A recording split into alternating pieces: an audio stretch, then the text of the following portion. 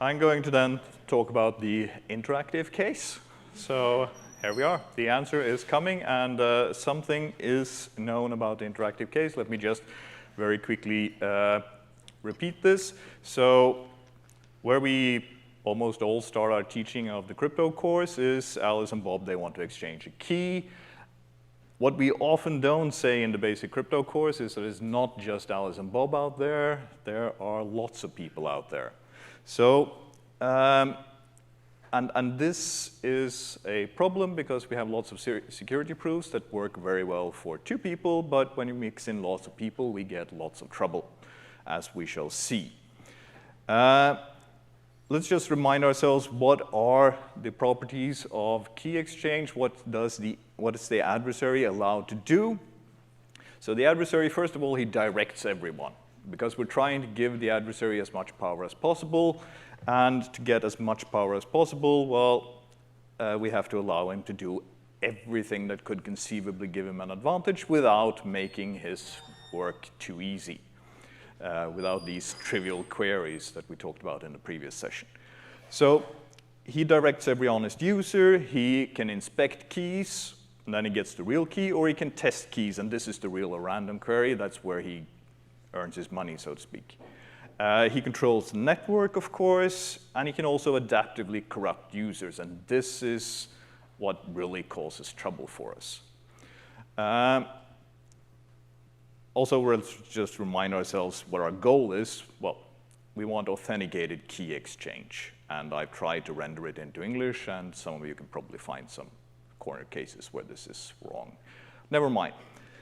Once we have a security notion, what we next want is a security proof. We want to prove that our scheme is secure, and this usually takes the form of a reduction. Why do we want security proofs?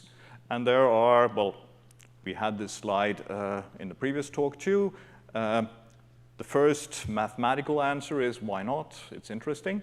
The second, and some people actually use this as an argument, if we have a security proof, we know that the adversary in some sense has to tangle with the mathematical problems underlying our key exchange, so we haven't really messed up. Okay? And the third reason you might want to give is that the security proof is going to help us choose security parameters. Because we know that, and then this just saying that we have a polynomial time, blah, blah, blah, it doesn't really help us. We need to be a bit more concrete. So we get this, if you have an attacker with advantage t, using time t with advantage epsilon, blah, blah, blah. And this we can then use to decide security parameters. And then, as the previous talk mentioned, if we can have a tight reduction, a tight reduction is one where we don't get a loss of advantage or an increase in time by running the reduction. Then we can probably have smaller keys, and that might result in more effective systems if you actually believe in this provable security and want to use it to choose security parameters. Of course, today no one does, so, well. But anyway, let's just yet again remind ourselves, what is Diffie-Hellman? Why do we care about Diffie-Hellman? Well, because we're going to make Diffie-Hellman better. You thought that wasn't possible, but just wait. So we all know Diffie-Hellman, and in a very simplified case, we can say that the adversary, he's going to promise not to tamper with any messages, and he's also telling us in advance which users he has corrupted. And then we can do a very nice reduction from to prove that this Diffie-Hellman key exchange is actually secure. So what we do is, if Carol, which Alice wants to talk to, is corrupt, then you just run the Diffie-Hellman key exchange as usual. Why? Well, because you have no expectations of privacy for this key, because Carol, the one you're talking to, is corrupt, so who cares? However, if you're talking to an honest Bob, then you just pick out a Diffie-Hellman tuple, you use the x and the y as your messages back and forth, and then you use the third or the fourth element of the Diffie-Hellman tuple as your key. And as Lisa just explained, Diffie-Hellman says the real Diffie-Hellman tuple is indistinguishable from a random tuple. So you can't tell the real key from a random key. And this, well, then we have security. And all is very nice. And we also have this other beautiful property of Diffie-Hellman tuples. They're re-randomizable. So if I have one tuple, I can very easily create a huge amount of them. And what happens then? Well, for every conversation between two honest people, I can just pick out a new random tuple from my re-randomizations, and I get lots of keys that are all either real or all either random. And this is very nice. We get a tight security proof. Of course, we haven't allowed adaptive corruptions. We haven't allowed the adversary to mess with the messages, so this is too easy. What happens, and now we're going to, the adversary still promises not to tamper with messages, but now he's allowed to adaptively corrupt. That means he doesn't have to tell us in advance who he's going to corrupt. So now the adversary tells Alice, I want you to talk to Carol, and he hasn't yet corrupted Carol. So now our reduction, which is us trying to trick the adversary into solving Diffie-Hellman for us or some other interesting thing, we have to decide on a message to Carol. We have to decide first. The adversary, who can do adaptive corruption, he gets to decide later whether or not to corrupt Carol. Which means we have to commit to something before the adversary makes his choice. We have a commitment problem. And this, one might ask, why is this a problem? Well, because we have to commit first, we can't use the strategy we just used. Because that strategy depended on if Carol was dishonest, we chose our message as G to some exponent. If Bob was honest, we chose our message as something coming from a Diffie-Hellman tuple. Now, when we don't know if Carol is going to be honest or dishonest by the time she gets this message, well, I can choose something from a Diffie-Hellman tuple, but if Carol then turns out to be corrupted, I can't find the key, so I don't know what the key is. And that's a problem. And the same way, if I say, oh, he's bound to corrupt Carol, because that always happens, what if he doesn't? Well, then I've chosen G to the A, and then I have no reasonable expectation that my key is going to be random looking. So this is the commitment problem. We have to commit before the adversary has to commit to corrupting. Now, the standard strategy when you want to do a proof like this is you simply guess, like the last talk mentioned, you simply guess a pair, and you put your Diffie-Hellman tuple into that pair, and if it goes wrong, well, then it goes wrong, but with a certain non-negligible probability, it goes right. But we don't get a tight proof. We get this loss of n squared. And that's bad. So we want to do something really simple, and this is really simple. This is what we do. What we do is we just hash the first message, and then we don't send the first message, we send the hash. And then the hash goes to Carol, who then replies. And only when Carol has replied do we send the real message. The point is that we only send the real message once we know whether or not the one who replied is honest or not. And in the random oracle model, this means we don't have to commit. Because in the random oracle model, we can reprogram our hash.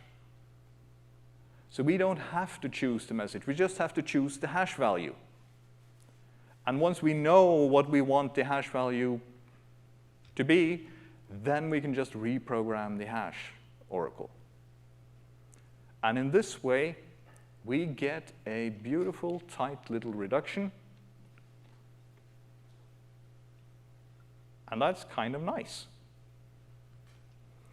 Of course, Some of you will then complain, now we have a different protocol, it's not as nice as Diffie-Hellman, because really, Bob here, who now gets the message, he gets a hash, and in the ordinary Diffie-Hellman, once he gets that hash, once he gets the first message, he also gets the key.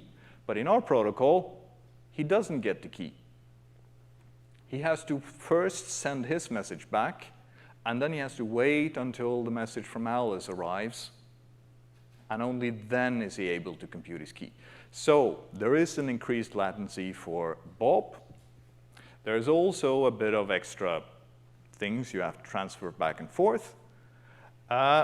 But remember, this is often not a problem because, frankly, you're often transferring something like signatures and stuff.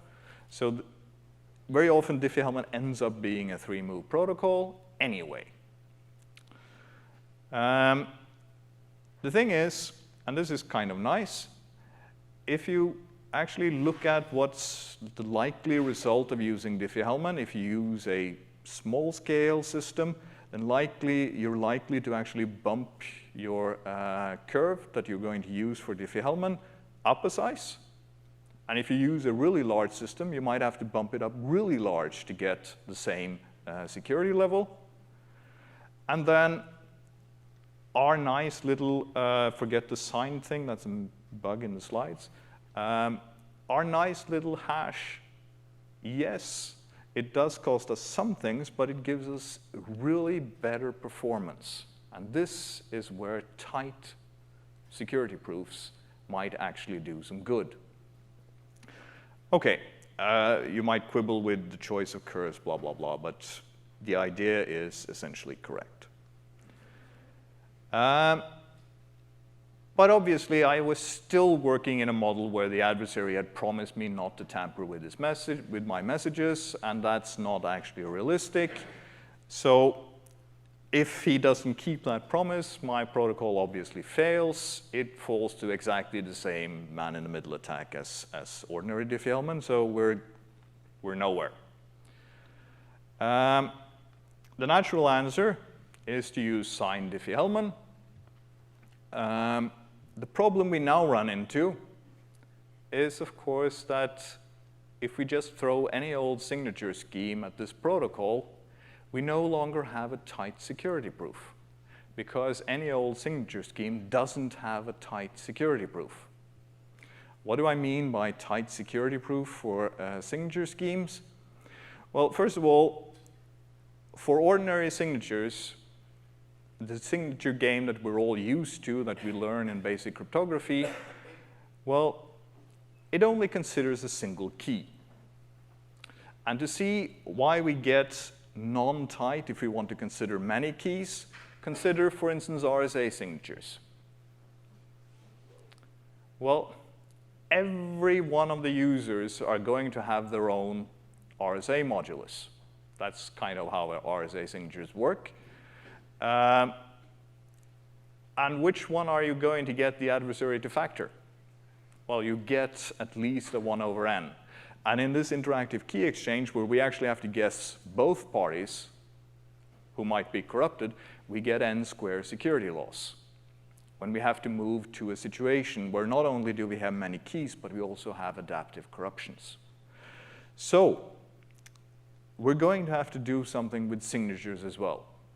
And that is, believe it or not, substantially more complicated because of all of these obstacles, right? I'm just redoing the argument that we all heard in the previous talk. So this is all straightforward. All the obstacles. Here is the idea. This is an idea that appeared at TCC 15. The idea is to use a double signature thing. And you've kind of already heard the idea. So what we want is for every user to have 2 public keys. One of them is his real key. That's the one he's going to actually use to sign. And the other is a fake key. And whenever he wants to sign something, he's going to sign it with the real key and he's going to fake a signature for the fake key. The idea in this is that the real signatures and the fake signatures and the real public key and the fake public key, they are going to be indistinguishable. So, since the adversary can't tell them apart, when the adversary says, "I'd like to get your secret key," we're going to give him the real key. We can do that because we have the real key of the real key. That's very easy, and he doesn't really expect there to be a key for the fake one, so who cares? So he gets what he wants. But we're going to put our difficult, hard problem into the fake keys. Because the real key and the fake key are indistinguishable, when the adversary makes his forgery that's going to allow us to do an extraction, he can't tell the real key and the fake key apart. He can't tell which is which. Which means that when he creates his forgery, it's going to be a forgery for the fake key with probability 1/2. Which means that every other time, he's going to produce a forgery for the fake key, allowing us to do our extraction. So this is the existing idea, and it was used before in a rather really nice scheme that had lots of pairings and lots of whatever, and it's completely impractical. So what we did was, let's forget about this pairing and all the nice stuff. Let's just throw some random oracles at this and see if it sticks. So we did, and we threw it at lots of different signature schemes, and it didn't work, because we need most of these signature schemes that you start with, which are tight with respect to lots of keys, just not adaptive corruptions. They use indistinguishable keys, and then you distinguish keys instead of extracting something. We need to be able to extract something, because somehow it doesn't work with this indistinguishable keys. So we needed to find a real system, and then we found a system, and this is somehow embarrassing. I use this system. I think it's a real old system, and I use it kind of to motivate the development of zero-knowledge proofs in my crypto course. And I say this is completely useless, of course. It's an old system. It's when you want to do discrete log-based signatures in exactly the same way you do RSA signatures. You want to take the hash of a message, you raise it to your secret, and then in RSA, I mean, you have the public exponent, so everyone can check if you did this raising correctly. But in discrete logs, no one can do it. So somehow we need to get some way to check that this raising to my secret key was done correctly. And the way we do this, of course, is with a non-interactive zero-knowledge proof. So we just prove that these two discrete logs are the same. So this is a proof. I stood in my crypto course, and I said that this is a useless course and system. And then a few weeks later, we suddenly realized this is what we need. This always happens. Whenever you say something is useless in mathematics, it shows up somewhere being useful. So, and this scheme, what we do here, and this is actually, I'm skipping a lot of details in this presentation, but the idea here is really simple. What we do is we just combine two signatures, and these are just, the signatures are just the hash raised to some power.